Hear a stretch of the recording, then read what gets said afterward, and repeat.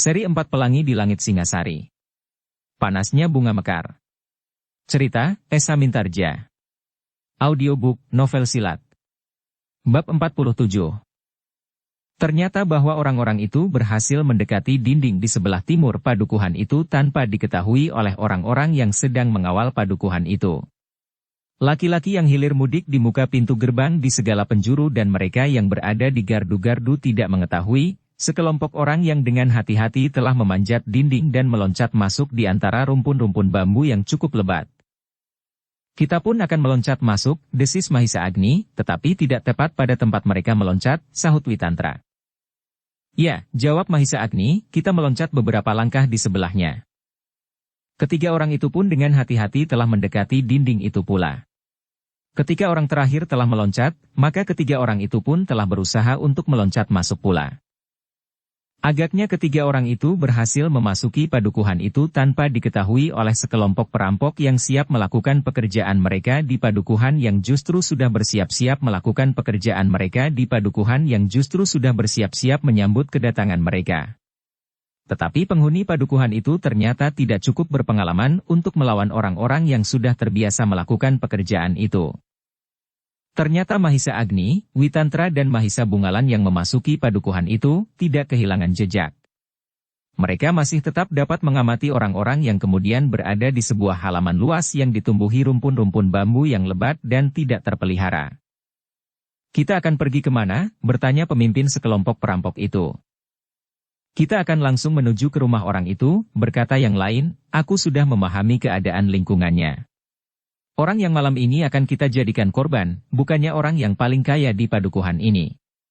Tetapi memadailah, sehingga kita akan mendapat barang-barang yang cukup, sebelum pada suatu saat kita akan datang ke rumah yang paling baik di padukuhan ini. Kenapa tidak sekarang? Bertanya yang lain. Kesiagaan orang-orang padukuhan ini tentu berpusar pada rumah dari orang yang paling kaya itu. Kita akan melihat keadaan. Jika keadaan memungkinkan, memang tidak ada salahnya. Tetapi menilik kesiagaan orang-orang di padukuhan ini, agaknya lebih baik kita akan kembali pada kesempatan lain, jawab kawannya yang telah menyelidiki keadaan padukuhan itu. Kau takut? Bertanya kawannya. Mereka memang mencurigai kita. Yang terdengar adalah jawaban yang kasar, kau pernah melihat aku ketakutan? Yang aku perhitungkan adalah kemungkinan-kemungkinan. Bukan ketakutan. Aku yang akan menentukan, potong pemimpin sekelompok perampok itu. Lalu, aku setuju, bahwa kita mula-mula akan pergi ke sasaran pertama. Baru kemudian kita akan melihat keadaan. Tidak ada lagi yang mempersoalkan rencana itu. Mereka hanya tinggal melakukannya, karena pimpinan mereka telah mengambil keputusan. Demikianlah, maka mereka pun mulai bergerak dengan hati-hati.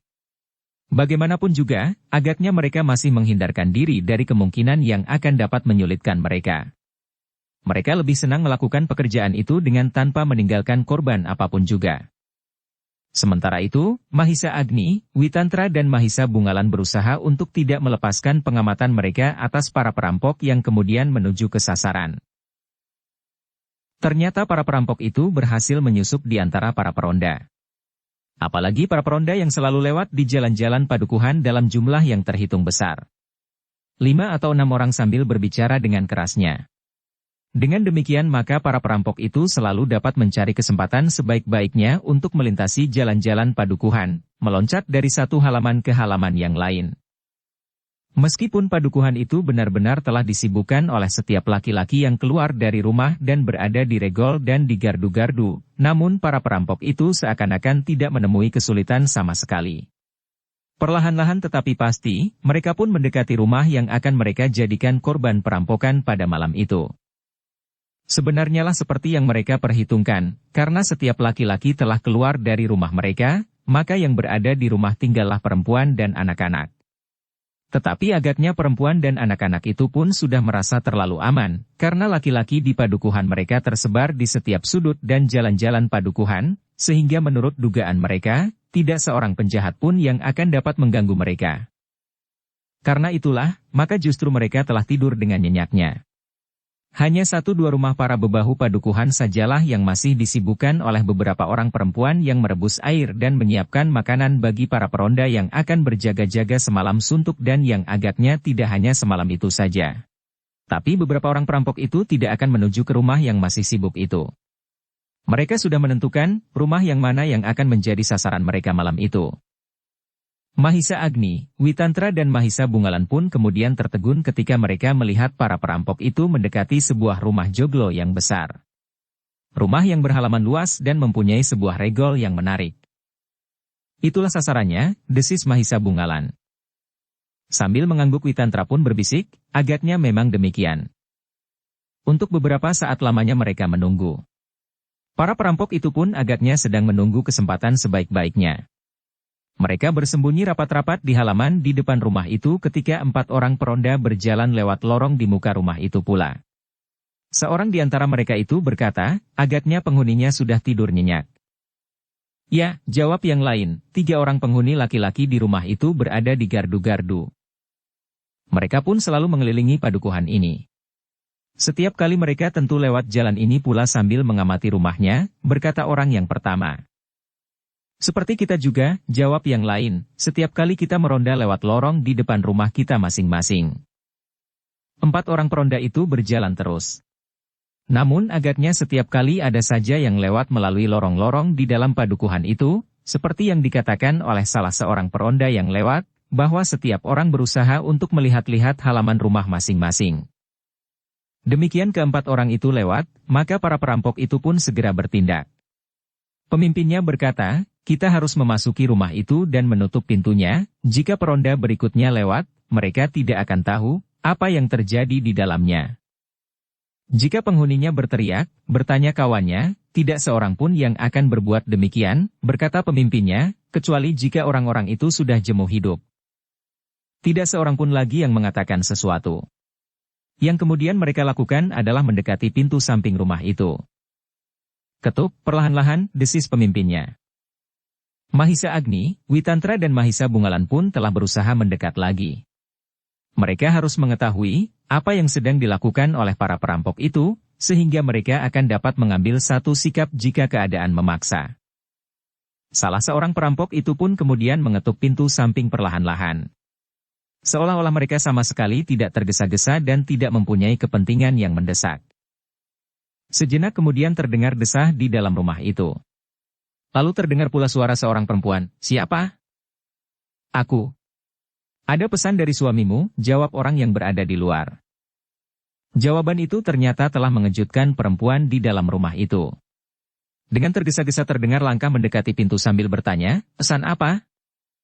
Tidak penting, jawab yang di luar, tetapi karena keadaan nampaknya menjadi semakin gawat, ia tetap berada di gerbang padukuhan sebelah barat. Pesan apa? Bertanya perempuan itu. Aku membawa kerisnya. Keris itu tidak penting. Malahan pendoknya akan dapat dirampas oleh orang jahat. Ia sudah membawa tombak panjang, jawab suara di luar. Perempuan itu tidak berpikir panjang.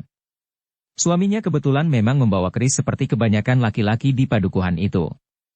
Meskipun mereka membawa pedang dan tombak, namun pada umumnya mereka telah membawa keris pula. Apalagi keris yang mempunyai nilai dan tuah. Namun betapa terkejutnya perempuan itu. Demikian ia membuka selarak pintu, dengan tidak diduga-duga itu telah terdorong keras sehingga perempuan itu hampir saja jatuh terlentang. Belum lagi ia sempat membenahi diri, beberapa orang laki-laki garang telah berloncatan memasuki rumahnya sambil mendorongnya ke sudut. Seorang di antara mereka mengacukan goloknya sambil berkata, jangan berteriak. Yang terjadi itu sama sekali tidak terduga-duga. Perempuan itu menganggap bahwa padukuhan itu tentu tidak akan diganggu selama setiap laki-laki berada di gardu-gardu dan di jalan-jalan.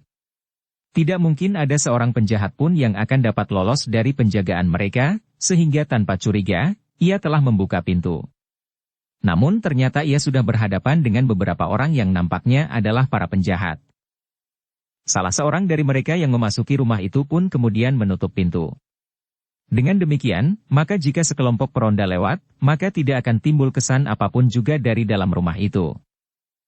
Jangan berbuat sesuatu yang dapat memperpendek nyawamu, ancam salah seorang laki-laki yang berjambang lebat. Perempuan itu menjadi gemetar. Seandainya ia ingin berteriakan, suaranya tidak lagi dapat meloncat dari kerongkongannya.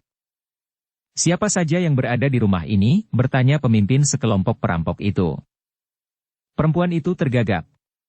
Tetapi pemimpin perampok itu bertanya lebih garang lagi, meskipun tidak terlalu keras, siapa lagi yang berada di rumah? Anakku, desis perempuan itu ketakutan. Di mana? Bertanya pemimpin perampok itu. Tidur, jawab perempuan itu. Berapa orang? Bertanya perampok itu pula. Perempuan itu termangu-mangu sejenak. Anakku laki-laki tidak ada di rumah sekarang. Pemimpin perampok itu mengangguk-angguk. Katanya, aku tahu bahwa semua laki-laki di rumah ini sudah keluar. Perempuan itu menjadi semakin pucat.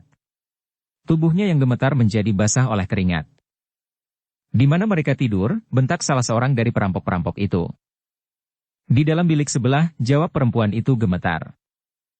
Seorang perampok berusaha untuk menjenguknya. Ternyata di dalam bilik itu memang terdapat dua orang gadis yang sedang tidur nyenyak. Sejenak perampok itu memandanginya dengan mata tanpa berkedip. Namun kemudian ia pun meninggalkan pintu bilik itu kembali kepada pemimpinnya, ya. Dua orang gadis. Aku tidak tahu pasti, apakah keduanya cantik atau tidak. Tetapi keduanya nampak tidur dengan nyenyaknya. Agaknya keduanya sudah cukup besar untuk kawin. Beberapa orang perampok tertawa tertahan. Namun dengan demikian, hati perempuan itu menjadi semakin bergetar. Nah, berkata pemimpin perampok itu, sekarang serahkan semua harta milikmu. Aku tahu, kau cukup kaya. Kau mempunyai perhiasan intan berlian. Kau mempunyai perhiasan emas dan perak. Aku tidak mempunyai apa-apa, desis perempuan itu hampir menangis. Jangan menghambat tugas-tugasku, berkata pemimpin perampok itu, aku tidak mempunyai banyak waktu. Setiap saat, jalan di depan rumah ini dilewati para peronda. Meskipun aku akan dapat membunuh siapa saja yang berusaha menangkap aku, tetapi agaknya itu tidak perlu aku lakukan, jika kau tidak membuat onar di sini. Perempuan itu masih ragu-ragu. Cepat, jika kami tidak menemukan apa-apa di sini, maka yang paling berharga akan kami ambil dari rumah ini, geram pemimpin perampok itu. Apa? Bertanya perempuan itu. Kedua anak gadismu. Harganya akan sama dengan emas, perak dan berlian, jawab pemimpin perampok itu. Beberapa orang kasar itu tertawa meskipun tidak terlalu keras. Bahkan salah seorang dari mereka bergumam, aku memilih perempuan itu saja. Aku dapat membawanya pulang dan menjadikannya seorang perempuan yang bahagia. Karena itulah, maka perempuan itu pun menjadi semakin gemetar. Tentu saja ia tidak akan membiarkan anaknya mengalami perlakuan yang dapat membuat anaknya menderita sepanjang umurnya. Cepat, tiba-tiba saja pemimpin perampok itu membentak, jangan menunggu kami kehilangan kesabaran. Perempuan itu tidak dapat berbuat lain. Katanya, tunggulah aku akan mengambil apa yang aku punya. Jangan tipu kami, berkata pemimpin perampok itu, aku ikut bersamamu. Dimanapun kau simpan barang-barang itu, perempuan itu sama sekali tidak mempunyai kesempatan lagi. Ia pun kemudian pergi ke dalam biliknya, di sebelah bilik anak-anaknya untuk mengambil perhiasannya yang disimpan di dalam geledek kayu. Lebih baik baginya kehilangan perhiasan itu daripada anak gadis mengalami perlakuan yang gila dari orang-orang kasar itu. Pemimpin perampok itu menerima perhiasan perempuan itu dengan hati yang berdebar-debar. Namun demikian, nampaknya masih ada yang kurang. Sekali lagi ia membentak, di mana kamus dan timang suaminya? Dipakai, jawab perempuan itu. Bohong, jawab pemimpin perampok itu, tentu tidak. Jika ia pergi ke dalam satu perjamuan mungkin ia memakainya. Tetapi tentu tidak jika ia sekedar pergi meronda. Tetapi ia memakainya. Ia memakai kamus dan timangnya yang terbuat dari emas. Kerisnya pun dibawanya, sehingga jika kau kehendaki, aku tidak akan dapat memberikannya. Jangan bohong, pemimpin perampok itu menggeram, aku dapat memerintahkan orang-orangku untuk dalam sekejap membuat kedua anak perempuanmu itu menjadi manusia yang tidak berharga lagi dalam pergaulan hidupnya sehari-hari. Jangan berbuat demikian. Aku sudah memberikan apa saja, jawab perempuan itu, yang lain tidak ada di rumah. Lihatlah seluruh rumahku. Aku memang masih mempunyai beberapa keping uang simpanan jika kau kehendaki. Tetapi nilainya tentu tidak seberapa dibanding dengan perhiasan-perhiasanku itu. Ambil uang itu, bentak pemimpin perampok itu. Perempuan itu pun kemudian mengambil simpanan uangnya dan menyerahkannya kepada pemimpin perampok itu. Yang lain, aku minta yang lain, geram pemimpin perampok itu pula. Aku tidak punya apa-apa lagi, tangis perempuan yang menjadi putus asa itu. Pemimpin perampok itu pun kemudian memanggil beberapa orang-orangnya dan diperintahkannya untuk mencari apa saja yang dapat dibawanya di seluruh rumah itu. Ternyata dua orang laki-laki yang kasar itu telah memasuki bilik kedua anak gadis perempuan yang menjadi kehilangan akal itu. Nampaknya keduanya justru berusaha untuk membangunkan kedua gadis yang sedang tidur nyenyak itu. Demikian kedua gadis itu terbangun, maka mereka pun telah terkejut karena dua ujung golok berada di dada masing-masing. Dengan ribut anak-anak manis, desis laki-laki itu, aku tidak akan berbuat apa-apa. Aku akan berbuat baik atas kalian berdua. Kedua gadis itu menjadi gemetar. Namun keduanya tidak dapat berbuat apa-apa. Di mana perhiasan kalian simpan, desis salah seorang dari dua orang laki-laki yang menggenggam golok itu. Kedua orang gadis itu menjadi gemetar. Mereka tidak segera mengerti, apakah yang sedang mereka hadapi tetapi dua ujung golok itu telah membuat mereka menjadi gemetar. Bangunlah, desis laki-laki kasar itu, bangkitlah dan tunjukkan kepadaku di manakah perhiasan kalian simpan. Dengan tubuh gemetar keduanya bangkit dan turun dari pembaringan. Sementara kedua orang laki-laki itu tersenyum memandangi mereka. Cepat anak-anak manis, berkata salah seorang dari laki-laki kasar itu, semakin lama aku menatap kalian berdua, maka semakin berdebar jantungku di dadaku. Cepat, sebelum aku berubah sikap sehingga yang aku minta bukannya perhiasan. Aku tidak punya perhiasan, desis yang seorang dengan suara patah-patah. Apa, geram laki-laki kasar itu, jangan membuat kami kehilangan kesabaran. Jika kalian tidak segera menunjukkan, maka kalian akan menyesal. Sebab kalian akan kehilangan milik kalah yang jauh lebih berharga. Kedua gadis itu menjadi semakin ketakutan. Sementara mereka pun mendengar suara lain yang membentak-bentak di luar bilik. Ibumu telah menyerahkan perhiasannya, berkata salah seorang dari laki-laki kasar itu, sekarang giliran kalian. Semua perhiasan kami, sudah kami serahkan untuk disimpan kepada ibu, berkata salah seorang dari gadis-gadis itu. Wajah kedua orang laki-laki kasar itu menegang. Namun kemudian wajah itu telah berubah lagi. Sambil tersenyum laki-laki itu berkata, jangan bohong anak-anak manis. Marilah, berikan perhiasan-perhiasan itu. Belum lagi gadis-gadis itu menjawab, tiba-tiba ibunya telah berlarian masuk ke dalam bilik itu. Dengan serta-merta kedua anak gadisnya itu pun telah dipeluknya. Betapa gemetar tangan ibunya, namun ia masih berusaha untuk melindungi anak-anaknya. Kedua laki-laki itu tertawa. Seorang laki-laki lain telah memasuki bilik itu pula, sementara di depan pintu pemimpin perampok itu menggeram, aku masih menuntut yang lain. Apapun juga. Waktuku tidak terlalu banyak. Tidak ada lagi yang dapat aku berikan, desis perempuan yang ketakutan itu. Perampok-perampok itu menjadi tegang. Nampaknya mereka sudah kehabisan kesabaran, sementara di antara mereka yang mencari sesuatu yang lain di rumah itu tidak berhasil. Aku benar-benar tidak mempunyai apapun lagi yang dapat aku serahkan kepada kalian, berkata perempuan itu dengan suara tersendat-sendat, semua sudah ada pada kalian. Karena itu, pergilah. Tinggalkan kami bertiga. Pemimpin perampok yang berdiri di pintu itu berdiri termangu-mangu. Namun kemudian katanya, jika kalian tidak dapat memberi apapun lagi, maka rumah ini akan aku bakar. Aku tidak tahu apakah kalian akan dapat melepaskan diri atau tidak, karena kami akan menyelarak pintu dari luar. Jangan, teriak perempuan yang sedang memeluk kedua anak perempuannya itu. Diam, bentak pemimpin perampok itu, karena ia mendengar suara orang tertawa di lorong di depan rumah itu. Agaknya 2 atau 3 orang peronda sedang berjalan menyusuri lorong-lorong di dalam padukuhannya. Perempuan itu menjadi tegang. Namun pemimpin perampok itu berdesis, jangan ganggu mereka yang sedang bergurau di sepanjang jalan itu. Biarlah mereka lewat. Kita mempunyai urusan dan kepentingan sendiri. Perempuan itu kian menegang. Namun pemimpin perampok itu pun berdesis, kami dapat berbuat apa saja jika kau berusaha untuk menarik perhatian mereka. Bukan karena kami takut, tetapi sebenarnya lah kami masih segan untuk membunuh. Tetapi jika kau berbuat sesuatu yang dapat mencelakaimu sendiri, maka bukan hanya kau sajalah yang akan menjadi korban. Tetapi setiap laki-laki yang ingin menangkap kami, akan mati di ujung senjata kami. Mungkin laki-laki itu adalah suamimu, atau anakmu laki-laki. Perempuan itu terbungkam oleh kecemasan yang menghimpit dadanya. Karena itu, maka dengan gemetar ia memeluk anak-anaknya semakin erat. Dalam pada itu, 4 orang peronda telah berjalan lewat lorong di depan rumah itu.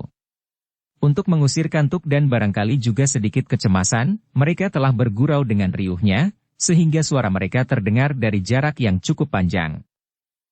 Pemimpin perampok yang berada di rumah itu pun segera memberi isyarat kepada orang-orangnya untuk tidak menarik perhatian. Mungkin dengan suara atau bahkan dengan perbuatan. Biarlah mereka lewat, desis pemimpin perampok itu. Orang-orang yang bergurau di sepanjang lorong itu pun akhirnya sampai di depan rumah yang sedang dicengkam oleh kecemasan itu. Tetapi karena tidak ada kesan apapun yang mereka lihat, maka mereka sama sekali tidak memperhatikan apa yang telah terjadi di rumah itu. Namun orang-orang yang lewat di lorong itu terkejut ketika mereka mendengar seolah-olah sebuah batu yang jatuh di dekat mereka. Tidak hanya 1, tetapi 2, 3 bahkan 4. Hei! Siapakah yang telah melempar batu, yang seorang bertanya dengan jantung yang berdebaran. Orang-orang itu tiba-tiba saja telah merapat dan berdiri saling berdesakan. Hantu, bisik salah seorang dari mereka. Yang terjadi benar-benar tidak seperti yang dikehendaki oleh Mahisa Agni, Witantra dan Mahendra. Merekalah yang melempari orang-orang itu dengan batu, agar mereka tertarik untuk melihat-lihat halaman rumah itu. Tetapi yang dilakukan oleh orang-orang itu justru berlawanan, karena mereka kemudian dengan tergesa-gesa lari sifat kuping. Mahisa Agni dan Witantra berdesah. Mahisa Bungalan bahkan hampir saja kehilangan pengamatan diri karena kejengkelan yang tidak tertahankan. Untunglah bahwa Witantra sempat menggamiknya dan memberi isyarat agar ia tidak berbuat sesuatu. Namun dalam pada itu, para perampok di dalam rumah itu pun terkejut karenanya. Jika orang-orang yang meronda di lorong-lorong itu tiba-tiba saja berlari-larian, tentu ada sebabnya. Aku mendengar beberapa butir batu berjatuhan. Agaknya itulah yang membuat mereka ketakutan, desis salah seorang perampok. Apa yang sebenarnya terjadi? Bertanya yang lain. Pemimpin perampok itu termangu-mangu sejenak. Namun ia pun kemudian bertanya, bukankah semua orang ada di dalam? Ya. Semua orang ada di dalam, jawab seorang anak buahnya. Namun ia pun kemudian berkata pula, ada sesuatu yang kurang wajar. Karena itu, kita jangan terlalu lama. Bagaimana dengan barang-barang yang lain? Bertanya salah seorang pengikutnya. Pemimpin perampok itu memandang perempuan yang sedang memeluk anaknya itu dengan wajah yang menakutkan. Apalagi ketika ia menggeram, kau membuat kami marah. Kau tidak menyerahkan semua kekayaanmu. Aku sudah menyerahkannya semua yang aku miliki. Perhiasan itu bernilai sangat tinggi. Kami sekeluarga mengumpulkannya selama 20 tahun. Dan kini semuanya kau bawa seperti kau mengambil milikmu sendiri. Persetan, geramnya. Lalu katanya kepada orang-orangnya, bersiap-siaplah. Kita akan meninggalkan tempat ini. Para perampok itu pun kemudian bersiap-siap untuk pergi. Meskipun mereka masih belum puas, tetapi yang terjadi di lorong di hadapan rumah itu memang perlu mendapat perhatian. Orang yang berlari-lari itu tentu akan pergi ke gardu dan melaporkannya, jika kawan-kawannya tidak percaya, maka mereka tentu akan berdatangan. Karena itu, maka pemimpin perampok itu pun segera memerintahkan orang-orangnya untuk dengan hati-hati meninggalkan rumah itu. Gadis itu, tiba-tiba seorang laki-laki kasar berdesis. Kenapa dengan gadis itu? Bertanya pemimpin perampok. Aku akan membawanya, jawab laki-laki kasar itu. Gila. Apakah kau akan mempertaruhkan gadis itu dengan seluruh nyawa kawan-kawanmu? Cepat tinggalkan rumah ini. Atau kau ingin tinggal di sini? Bertanya pemimpin perampok itu. Laki-laki kasar itu tidak menjawab. Ketika ia berpaling terhadap gadis-gadis itu, maka terasa tubuh gadis-gadis itu meremang. Namun laki-laki itu tidak dapat berbuat apa-apa, karena kawan-kawannya segera bersiap-siap untuk meninggalkan rumah itu. Namun mereka masih sempat mengancam, kami akan kembali lagi pada satu kesempatan. Ketiga perempuan itu masih gemetar, mereka berharap bahwa orang-orang itu akan segera pergi meninggalkan mereka. Meskipun semua perhiasan yang ada pada mereka telah dibawa, tetapi mereka tetap selamat dan tidak mengalami perlakuan yang lebih buruk lagi. Dalam pada itu, orang-orang yang berlari-larian karena ketakutan itu telah sampai ke gardu yang terdekat. Seperti yang diperhitungkan oleh para perampok, maka mereka pun segera bercerita tentang beberapa buah batu yang berjatuhan tanpa diketahui asalnya. "Hantu," desis salah seorang dari keempat orang itu. "Omong kosong," jawab kawannya, "kalian memang penakut." "Lihatlah sendiri, jika kau tidak percaya," jawab seorang yang lain. "Aku akan melihat," geram orang yang merasa dirinya mempunyai keberanian lebih dari kawan-kawannya. Namun dalam pada itu, 5 orang telah meninggalkan gardu itu. 3 dari 4 orang yang merasa dirinya dilempari batu itu pun mengikut pula untuk menunjukkan tempat di mana mereka mendapat lemparan-lemparan itu, sehingga jumlah mereka menjadi 8 orang. Demikian 8 orang itu dengan tergesa-gesa mendekati regol rumah yang sedang mengalami perampokan itu, para perampok telah turun ke halaman. "Mereka benar-benar datang," desis salah seorang perampok. "Jangan bodoh," geram pemimpinnya, "mereka datang dari depan. Kita akan meninggalkan tempat ini dari belakang. Tetapi mereka akan segera mengetahui bahwa kita baru saja memasuki halaman rumah ini." Perempuan-perempuan itu tentu akan bercerita, sehingga sejenak kemudian akan terdengar suara titir, sahut yang lain. "Aku bawa seorang dari perempuan-perempuan itu," berkata laki-laki kasar yang sejak semula ingin membawa salah seorang gadis itu, "jika mereka berteriak, kita akan mengancam nyawa perempuan yang kita bawa." Pemimpin perampok itu termangu-mangu sejenak. Namun kemudian ia pun mengangguk. Katanya, "Bawa perempuan itu. Tetapi hati-hati." Laki-laki kasar itu kembali memasuki rumah dari pintu butulan. Dengan senjata teracu ia memaksa salah seorang gadis itu pun mengikutinya. Ketika gadis itu akan berteriak, maka ujung pedangnya telah menyentuh dadanya sambil berdesis, "Dadamu terlalu muda untuk ujung pedangku ini. Tetapi apa boleh buat? Jika kau berteriak, maka kau akan mati, ibumu akan mati dan saudaramu itu pun akan mati. Ayah dan kedua saudaramu pun akan mati pula apabila mereka mendengar suaramu dan berusaha untuk menolongmu." Suasana menjadi tegang. Tetapi tidak seorang pun dapat mencegahnya ketika laki-laki kasar itu menarik gadis itu keluar dengan ancaman, "Jangan bunuh diri. Gadis ini akan selamat jika kalian berbuat baik." Ibu dan saudara perempuan gadis itu menahan gejolak hatinya di dada yang hampir retak. Tetapi mereka benar-benar tidak berani berbuat apa-apa, karena senjata laki-laki kasar itu selalu melekat di tubuh gadis itu. "Jika peronda itu datang, katakan, tidak terjadi sesuatu, nanti, jika keadaan sudah tenang, aku akan mengembalikan anak perempuanmu. Jika nanti keadaan masih berbahaya bagiku, besok pagi aku akan mengembalikannya," pesan laki-laki kasar itu. "Jangan besok pagi," minta perempuan itu. "Apa boleh buat," jawab laki-laki kasar itu. Demikianlah, laki-laki kasar itu telah menarik gadis itu lewat pintu butulan menyusul kawan-kawannya. Mereka tidak melalui regol depan dari halaman rumah itu. Tetapi mereka keluar lewat regol belakang. Ternyata para perampok itu tidak meninggalkan kebun belakang yang rimbun dari rumah yang besar itu. Kebun yang berada di luar dinding halaman, sehingga kebun itu seolah-olah sama sekali tidak terpelihara. "Kita tidak perlu lari," berkata pemimpin perampok itu. "Ya," jawab laki-laki kasar itu, "aku sudah berpesan agar ia tidak mengatakan sesuatu tentang anak gadis ini." Tetapi salah seorang dari mereka itu pun bertanya, "Tetapi jika yang datang itu adalah ayahnya atau saudara-saudaranya, maka mereka tentu mengerti bahwa penghuni rumah itu sudah berkurang seorang." Pemimpin perampok itu ragu-ragu sejenak. Namun kemudian katanya, "Baiklah. Kita meninggalkan tempat ini," lalu katanya kepada laki-laki kasar itu, "Urus perempuan itu agar tidak mengganggu di perjalanan." Para perampok itu sudah siap untuk meninggalkan kebun yang tidak terpelihara itu. Mereka mulai beringsut dengan hati-hati, agar mereka tidak terperosok ke dalam lingkungan para peronda. Karena itu, maka 2 orang yang di siang harinya sudah menjelajahi tempat itu oleh pemimpinnya diperintahkan untuk berada di paling depan.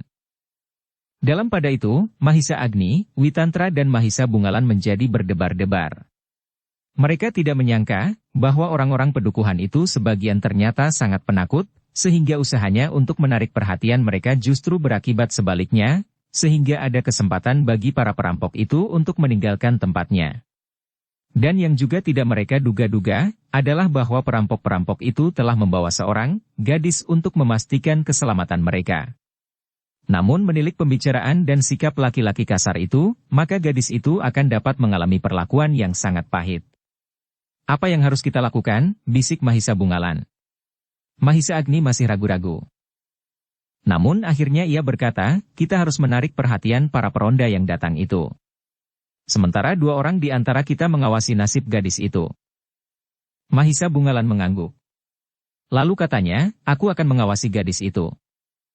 Bersama dengan pamanmu Witantra, berkata Mahisa Agni, aku akan berada di sini untuk memancing para peronda itu. Mahisa Bungalan mengangguk, sementara Witantra pun kemudian berdesis, marilah, jangan kehilangan jejak. Keduanya pun segera menyusul para perampok itu dengan sangat berhati-hati. Jika para peronda tidak menemukan mereka, maka mereka tentu akan lepas dengan bebas.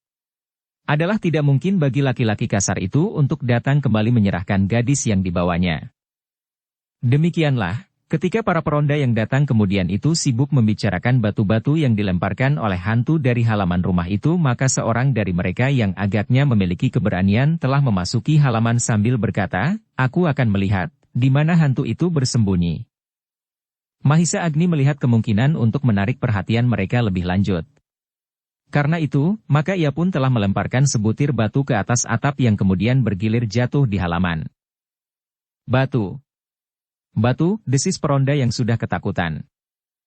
Yang memiliki keberanian itu pun kemudian mendekat lagi. Ketika sekali lagi sebutir batu jatuh, maka ia melangkah surut. Penakut, geram Mahisa Agni di dalam hatinya. Ia mulai gelisah, bahwa ia tidak berhasil menarik perhatian orang-orang itu memasuki rumah atau menemukan tanda-tanda perampokan yang lain. Apalagi perempuan di rumah itu tentu tidak akan berani berterus terang bahwa anak gadisnya telah dibawa. Sementara itu, maka orang-orang yang berada di halaman itu sudah berkumpul merapat. Namun orang yang paling berani itu masih mencoba berteriak, "Heh, siapa yang melempari batu?" Suara itu terdengar jelas dari dalam rumah. Tetapi seperti yang dipesankan, perempuan penghuni rumah itu sama sekali tidak berani berbuat sesuatu. Namun dalam pada itu, anak gadisnya yang seoranglah yang menangis terisak sambil berkata, "Biung, bagaimana dengan Genok? Apakah Biung rela, Genok dibawa oleh perampok?" "Demi keselamatannya Nger," jawab ibunya. "Tetapi Biung dapat minta tolong kepada para peronda. Mereka tentu akan bersedia membantu kita mengejar para perampok itu," tangis anaknya. Tetapi bagaimana nasib Genok kemudian, ibunya menjadi semakin gemetar. Anaknya menangis semakin keras, sehingga orang-orang yang berada di luar itu pun akhirnya mendengarnya pula. "Siapa menangis?" bertanya salah seorang dari para peronda itu. "Kuntilanak," yang lain berdesis. Mahisa Agni yang mendengar pembicaraan itu mengeluh di dalam hatinya. Namun dalam pada itu, maka ia tidak mempunyai cara lain untuk menarik perhatian para peronda itu. Karena itu, maka setelah berpikir sejenak, Mahisa Agni itu pun kemudian berlari melintasi halaman samping. Kakinya yang menghentak-hentak di atas tanah terdengar oleh para peronda itu. Sementara Mahisa Agni dengan sengaja berlari di tempat terbuka. "Heh, orang lari. Kau melihat orang berlari?" Tiba-tiba saja seorang di antara para peronda itu berteriak. "Ya. Seorang yang lari ke dalam gelap," sahut yang lain. "Jika demikian, nampaknya orang itulah yang telah melempari kita dengan batu," geram yang lain. "Ya, ya. Orang itu. Marilah kita lihat," geram orang yang paling berani. Orang-orang itu pun kemudian berlari-larian menuju ke halaman samping. Sementara itu, orang-orang itu pun mendengar suara tangis di dalam rumah. "Lihat ke dalam. 2 di antara kalian," berkata orang yang paling berani. 2 di antara para peronda itu pun kemudian mengetuk pintu samping yang diselarak dari luar. Dalam pada itu, maka perempuan yang kehilangan anak perempuannya itu termangu-mangu. "Bukalah Biung," desis anak gadisnya yang masih dalam pelukannya. "Bagaimana dengan Genok?" isak ibunya yang tidak dapat menahan gejolak perasaannya lagi. "Biung harus minta tolong sebelum Genok menjadi semakin jauh," jawab anaknya, "itu akan lebih baik dan pada Genok berada di antara para penjahat yang kasar itu." Selagi ibunya ragu-ragu, anak gadis itulah yang menjawab, "Tolong buka dari luar." Para peronda itu melihat bahwa pintu telah diselarak dari luar. Karena itu, maka mereka pun segera membukanya dan dengan tergesa-gesa masuk. "Apa yang terjadi?" bertanya salah seorang dari kedua peronda itu. Ketika perempuan yang kehilangan anaknya itu masih ragu-ragu, anak perempuannya lah yang menyahut dengan nafas terengah-engah perampok. Perampok, keduanya terkejut. Gadis itu pun segera menceritakan apa yang telah terjadi di dalam rumah itu. Dan apa yang telah dialami saudaranya yang disebut Genuk itu. Kedua orang itu termangu-mangu sejenak. Namun kemudian yang seorang berkata, aku akan membunyikan tanda bahaya sebelum mereka sempat keluar dari padukuhan ini. Tetapi bagaimana dengan Genuk, tangis perempuan itu? Kita akan mencari jalan untuk membebaskannya. Tetapi kita memang harus berhati-hati. Tetapi cepat, lakukanlah, minta gadis yang menjadi sangat cemas atas nasib saudaranya. Aku akan mengatakan kepada ayah dan saudara-saudaramu. Kita akan membicarakannya, berkata salah seorang dari kedua peronda itu. Ya. Tetapi capai lakukan, gadis itu tidak sabar lagi. Baiklah. Baiklah, jawab keduanya hampir bersamaan. Beberapa orang kawanku sedang mengejar seseorang yang berlari di halaman samping. Kami berdua akan kembali ke gardu dan mencari ayahmu. Cepat, cepat, gadis itu hampir berteriak. Kedua orang peronda itu pun kemudian berlari meninggalkan rumah itu. Mereka tidak menunggu kawan-kawannya yang menurut anggapannya sedang mengejar seorang dari para perampok itu. Bahkan salah seorang dari keduanya berkata, tidak ada kesempatan lagi untuk membuat pertimbangan-pertimbangan. Mungkin mereka sudah mendekati dinding padukuhan yang lepas dari pengamatan. Tetapi yang seorang itu masih ada di dalam. Bahkan masih di halaman ini, berkata yang lain. Mungkin ia justru orang terbaik yang membuat perhatian, sementara kawan-kawannya sudah berlari semakin jauh. Karena itu, kau sajalah yang memberitahukan kepada kawan-kawan dan mencari ayah serta saudara-saudara Genuk yang dibawa lari itu. Aku akan memukul tanda bahaya. Juga di gardu bukan, bertanya kawannya. Ya. Sementara kau bercerita, aku sudah kentongan. Keduanya pun telah sepakat melakukannya. Karena itu, maka demikian mereka sampai ke gardu, maka seorang di antara mereka langsung memukul kentongan, memberikan isyarat bahaya kepada semua orang di padukuhan itu, sementara yang lain menceritakan apa yang telah mereka ketahui. Suara kentongan itu benar-benar telah mengejutkan seisi padukuhan itu. Justru pada saat setiap laki-laki keluar dari rumahnya dan berada di gardu-gardu, di regol dan di lorong-lorong. Karena itulah, maka dengan cepatnya suara kentongan itu telah menjalar ke segenap sudut padukuhan. Dalam pada itu, selagi dua orang dari gardu itu mencari ayah dan saudara-saudara Genuk yang berada di regol, maka ibu Genuk telah menangis terisak semakin keras, ia benar-benar mencemaskan nasib anak perempuannya. Jika para perampok itu menjadi putus asa dan kehilangan kesempatan, maka mereka akan dapat berbuat di luar peri kemanusiaan dengan membunuh Genuk. Tetapi suara kentongan itu sudah memenuhi padukuhan. Bahkan dari padukuhan tetangga yang terdekat pun telah terdengar pula suara kentongan menyahut, sehingga dengan demikian peronda di padukuhan tetangga itu pun telah mendengarnya pula. Karena itu, maka setiap laki-laki yang memang sudah berada di luar rumah itu pun segera bersiaga. Mereka segera memancar ke segenap penjuru padukuhan. Regol-regol dijaga seketatnya, sementara yang lain dengan senjata di tangan, mengamati setiap jengkal tanah di padukuhan itu. Gila, geram pemimpin perampok, mereka telah memukul kentongan. Nampaknya usaha kita membawa gadis itu tidak ada gunanya. Anak setan, geram laki-laki kasar yang membawa gadis yang hampir mati beku itu, biungmu tidak menempati janjinya. Nampaknya ia sudah tidak lagi memerlukan kau. Karena itu, malanglah nasibmu anak manis. Gadis itu sama sekali tidak dapat mengucapkan kata-kata lagi. Wajahnya yang tegang dan jantungnya yang bagaikan telah kejang itu, membuatnya bagaikan patung yang mati. Heh, apa katamu, bentak laki-laki kasar itu. Tetapi gadis itu seolah-olah telah menjadi gagu. Ia tidak dapat berbicara apapun juga betapapun hatinya bergejolak. Bahkan rasa-rasanya, kulitnya sudah tidak merasakan sesuatu meskipun tangan laki-laki kasar itu menggenggam lengannya erat-erat. Bukan hanya nasibnya yang malang, berkata pemimpin perampok itu kemudian, tetapi setiap orang yang berusaha membebaskanmu, akan mengalami nasib malang. Baiklah. Kita akan menunggu, kita tidak akan lari. Jika mereka datang, kita akan membunuh setiap orang. Apakah kita tidak berusaha keluar? Bertanya salah seorang di antara mereka. Tidak ada gunanya, jawab pemimpin perampok itu, semuanya tentu sudah diawasi. Tetapi kita akan melihat keadaan. Jika ada rasa belas kasihan di hati kita, maka kita akan meninggalkan tempat ini tanpa menumpas setiap laki-laki. Aku akan menentukan kemudian. Tetapi suara kentongan itu membuat hatiku menjadi sakit. Bagaimana dengan gadis ini? Bertanya laki-laki kasar itu. Terserah kepadamu.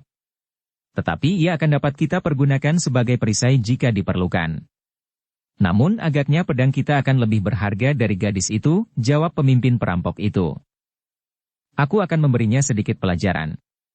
Juga kepada orang tuanya sebelum kita mengambil keputusan lain. Jika ayah dan saudara-saudara laki-lakinya akan mati, biarlah ibunya menyesali kesalahannya sedalam-dalamnya, geram laki-laki kasar itu. Apa yang akan kau lakukan? Bertanya kawannya. Masih ada waktu untuk berbuat apa saja. Tetapi agaknya aku akan dapat menahan setiap orang yang akan menangkap kita dengan mempergunakannya sebagai perisai jika kita berniat untuk lari, berkata laki-laki kasar itu. Sudah aku katakan, kita tidak akan lari. Kecuali setelah aku melihat kemungkinan yang dapat menumbuhkan belas kasihan kita kepada mereka. Para perampok itu tidak membantah lagi. Apalagi ketika pemimpin perampok itu berkata, kita akan dapat membunuh siapapun yang ingin kita bunuh. Nampaknya pemimpin perampok itu benar-benar tersinggung mendengar suara kentongan yang memenuhi padukuhan itu. Karena itu, maka ia tidak lagi bersikap lebih lunak. Ia tidak lagi ingin melawan sambil menarik diri. Tetapi nampaknya kemarahannya akan ditumpahkan kepada setiap orang yang berusaha menangkapnya. Dalam pada itu, Witantra dan Mahisa Bungalan yang mengawasi mereka menjadi ragu-ragu. Bagaimana mereka dapat menyelamatkan gadis itu? Dalam keadaan yang demikian, nasib gadis itu tentu akan menjadi buruk sekali. Jika para perampok itu benar-benar berhasil membunuh setiap orang yang berani mendekat, sehingga kemudian tidak ada lagi orang yang berani melawan mereka, maka gadis itu tentu akan dibawanya. Bahkan mungkin kemarahan orang-orang itu masih akan meluap kepada keluarga gadis itu. Kepada saudara perempuannya dan kepada ibunya. Karena itu, untuk beberapa saat, keduanya masih harus menunggu perkembangan keadaan, mungkin pada satu saat mereka akan mendapat kesempatan. Dalam pada itu, Mahisa Agni yang berhasil menarik perhatian beberapa orang peronda, tidak segera menarik mereka kepada para perampok yang telah meninggalkan halaman itu. Mahisa Agni pun memperhitungkan kecuali keselamatan gadis yang telah dibawa oleh para perampok itu, ia pun harus memperhitungkan orang-orang yang mengejarnya itu. Mereka hanya beberapa orang saja yang tentu tidak akan dapat melawan para perampok yang jumlahnya cukup banyak. Karena itu, maka dengan kemampuan yang ada padanya, Mahisa Agni telah berhasil melepaskan diri dari pengamatan orang-orang itu, sehingga kemudian ia pun telah berusaha untuk menelusuri jejak para perampok. Ternyata para perampok itu pun tidak bersembunyi terlalu jauh, mereka berada di halaman kosong yang sudah menjadi belukar. Banyak rumpun bambu yang liar tumbuh di sela-sela gerumbul-gerumbul perdu. Sehingga dengan demikian tempat itu dapat dipergunakan sebagai tempat persembunyian yang baik. Tetapi Mahisa Agni tidak segera dapat menemukan Witantra dan Mahisa Bungalan. Meskipun demikian, ia tidak tergesa-gesa. Pada suatu saat, ia tentu akan dapat menemukan mereka. Sementara itu, orang-orang di padukuhan itu pun telah bergerak. Dengan hati-hati mereka mengelilingi setiap sudut dan persimpangan jalan. Sementara itu, ayah dan saudara laki-laki gadis yang hilang itu telah diberitahukan pula, sehingga berlari-lari mereka pulang ke rumahnya. Yang mereka ketemukan adalah ibu dan gadisnya yang seorang yang sedang menangis. Bagaimana dengan Genuk? Bertanya ayahnya. Ibunya hanya dapat terisak-isak. Sementara anak gadisnya lah yang bercerita tentang orang-orang kasar yang telah memasuki rumahnya dan membawa saudara perempuannya, gila, geram ayah dan kedua saudara laki-lakinya, aku harus menemukannya. Mereka tentu belum dapat keluar dari padukuhan ini. Dengan suara kentongan ini, maka semua jalan keluar sudah ditutup. Namun ternyata gadis yang kehilangan saudaranya itu bertanya, tetapi bagaimana mereka dapat masuk? Bukankah padukuhan ini sudah dijaga baik-baik? Ayahnya termangu-mangu sejenak. Namun ia pun kemudian berdesis, ya. Kenapa dapat memasuki padukuhan ini tanpa kami ketahui? Tentu mereka bukan perampok seperti kebanyakan perampok, berkata salah seorang anaknya. Tetapi kita tidak dapat berbicara saja tentang Genuk. Aku akan mencarinya, berkata ayahnya. Kita semua akan mencarinya, geram saudara laki-lakinya. Tinggallah di rumah, berkata ayah Genuk kepada istrinya, berhati-hatilah. Aku akan minta 2 orang untuk menunggui kalian. Mungkin masih ada 1-2 orang perampok yang berada di sekitar rumah ini. Demikianlah, ketiga orang laki-laki yang kehilangan genuk itu dengan tergesa-gesa turun dari pintu butulan. Di luar beberapa orang telah menunggunya. Bahkan orang-orang yang mengejar bayangan yang telah menarik perhatian mereka, tetapi tidak dapat mereka ketemukan telah berada di halaman itu pula. Orang itu seperti hilang dalam kabut, berkata salah seorang di antara mereka. Orang-orang yang berada di halaman rumah itu pun termangu. Nampaknya mereka memang berhadapan dengan sekelompok perampok yang tangguh dan berbahaya. Mereka memang gila, berkata laki-laki yang lain, mereka sengaja melempari kami dengan batu. Mereka sengaja menyatakan dirinya.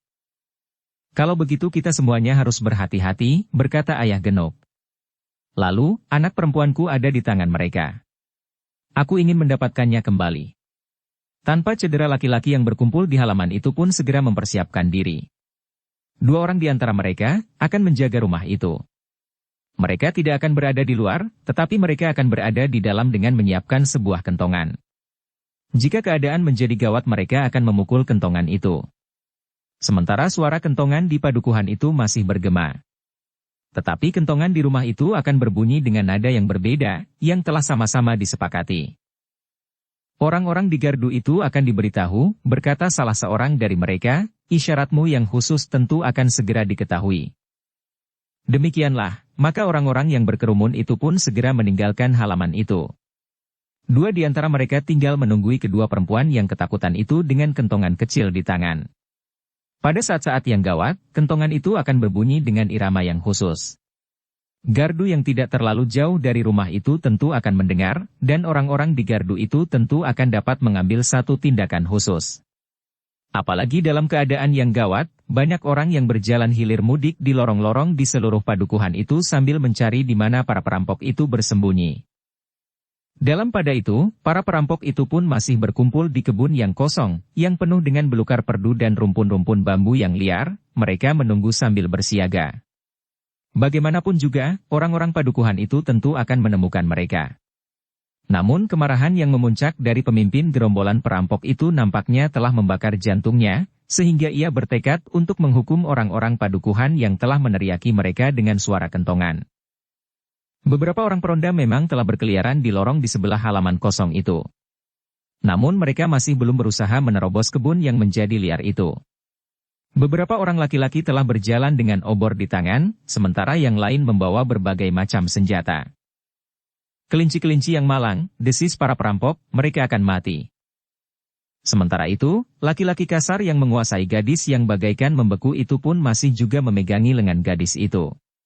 Sekali-kali tangan itu dihentakkannya. Sementara gadis itu sama sekali sudah tidak berdaya. Aku akan mengikatnya, tiba-tiba saja laki-laki kasar itu berdesis, kenapa? Bertanya pemimpinnya. Aku akan berkelahi. Baru setelah orang-orang bodoh itu lari meninggalkan kita, maka kita akan pergi dengan jenang. Aku akan membawa gadis ini, berkata laki-laki kasar itu. Lalu, tanpa mengikatnya, ia akan selalu mengganggu saja. Apalagi jika aku harus berkelahi. Gadis itu akan dilepas oleh orang-orang padukuhan, desis kawannya.